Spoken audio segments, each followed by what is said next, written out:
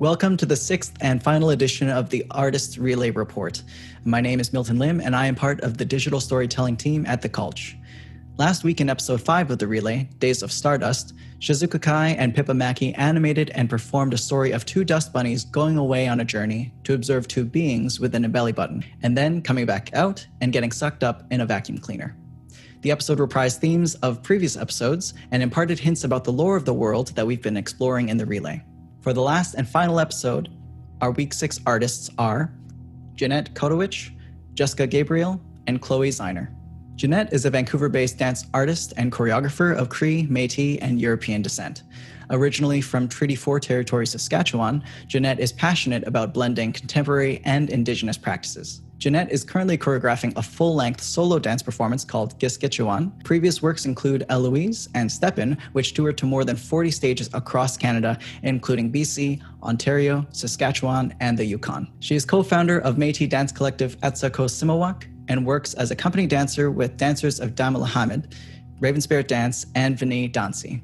Jessica and Chloe work together under Mind of a Snail, the Vancouver-based shadow puppetry duo behind the critically acclaimed, multiple award-winning show, Multiple Organism. Since 2003, they have been developing a multi-layered style of visual storytelling using overhead projectors as their main light source. Their performances play at the intersection of puppetry, visual arts, clowning, and music. As artistic collaborators, they are interested in exploring beyond the boundaries of traditional theater and creating magical, immersive experiences for their audiences. Mind of a Snail's shadow theater is like an early animation created live right before your eyes. Mind of a Snail has performed in arts festivals across Canada and abroad, including the International Festival of the Arts in Taipei, Taiwan, and the Puppeteers of America National Festival in Minneapolis, Minnesota. Question time. For Jeanette, you are an artist who has toured work nationally and has performed with several different Indigenous companies. In your own practice, your 2015 solo Steppen combined Métis traditions with contemporary influences. Your 2019 solo, Eloise, explored the practice of land acknowledgements. In your perspective, and with your attention to the multifaceted conceptions of identity and regionality, how would you articulate the unique aesthetics of Indigenous performance created from the region sometimes called British Columbia? I would say, with identity, there, especially coming from Indigenous worldview, that there is so much complexity there already around what nations you belong to, as well as where you're coming from. So for myself, I consider myself to have two homes. So I have the home that I come from, so Saskatchewan, Regina, Saskatchewan, and then my localized home, which is here in Vancouver. And so with that, in my practice, I try to represent all of who I am. And so that includes my ancestors, the places that I call home, and then also, the practices that I've learned, because I have spent most of my adult life living on the West Coast. When you think about going to different places, touring, I think with any artistic practice, what's important is to remain integral to your personal identity. So yeah, I think about that, how we carry protocol when we're going into spaces maybe where we're not known, or on international stages where there's also an element of maybe needing to educate where you're coming from culturally. I think I just try to keep the integrity of who I am, and in that way I'm also protected for when I am in performance spaces where there's unknowns and where things are new.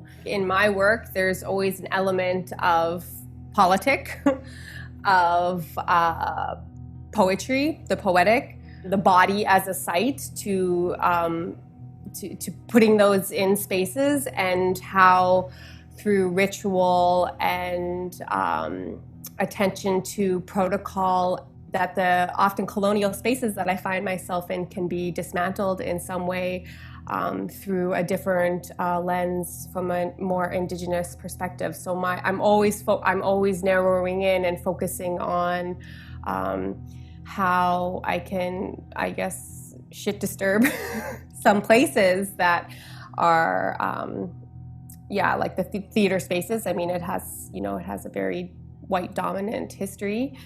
My work can be quite cheeky, but subtly cheeky. So So you kind of have to, there's through my character work and things like that, I am making political statements. I am looking at how there's imbalances of diversity in theater spaces or in our Canadian culture in general. Question for Chloe and Jessica. Both of you have studied Pachinko clowning, a style largely regarded as a Canadian method, which was developed by Richard Pachinko in the 70s and 80s. This approach is largely characterized by mask work, working from vulnerability, and ultimately the influence of Indigenous clowning and trickster traditions in Canada on Pachinko's experience with European Lecoq-style clowning.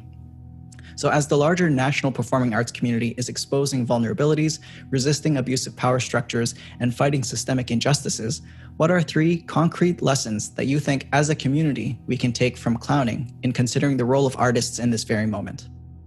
Shall I start, Jessica? For me, the essence of clown, as opposed to other performance work, is really in the listening and being with what is happening in the moment and not pretending something else is happening. We're always seeking this kind of like inner authenticity, and that also means like being in the room, like we're not ignoring the thing happening in the corner of the room or even like in front of us, like some performance styles will do, like the fourth wall.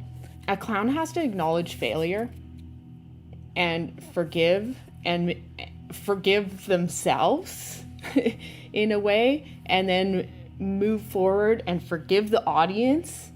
And we have to be in this constant state of kind of like, okay, that didn't work. Let's try again in a different way. And through play finds a way to include everyone. We could talk about the ways that relates to the hierarchical power structures in theater and in society at large, and specific to like the way we work. Like Jessica and I are used to working in this collaborative way, but we're seeing all these theaters and structures that are built in a hierarchical way where people are abusing that power because it is like it becomes this one-way conversation. And I think clowning, what it brings is multi-way conversation where the listening is almost more important than the doing. Being present is challenging. It's hard to be in the room sometimes with what's happening everywhere globally, just uprisings, downrisings, toppling power structures. I mean, it's like the clown's like a bowl that kind of takes pieces of everything that's happening, will mix it up in front of your eyes and like taste it and be honest that it tastes really bad, and then serve it back to you so you can all taste it, and let's remake the recipe together, and then see the inherent absurdity in humanity. One of the concrete things that society can take away from like clown wisdom would be that we're hilarious beings, just stumbling around on this earth and trying to make sense of it, and the making sense of it and the process. It's never perfect. Like there's such an imperfection in clowning, which is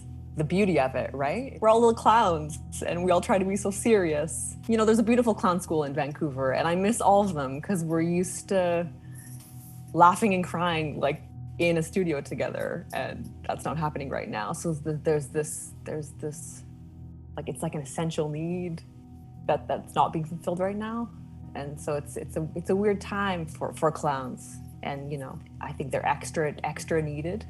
I mean, I embrace the word clown. There's some people who hear the word clown and they're like, oh, that's like someone with their face painted with grease at a kid's birthday party. There's like such misunderstanding around the word clown. So like all 4 of us talking here, like we understand that clowns are multifaceted human reflection entities. I don't know.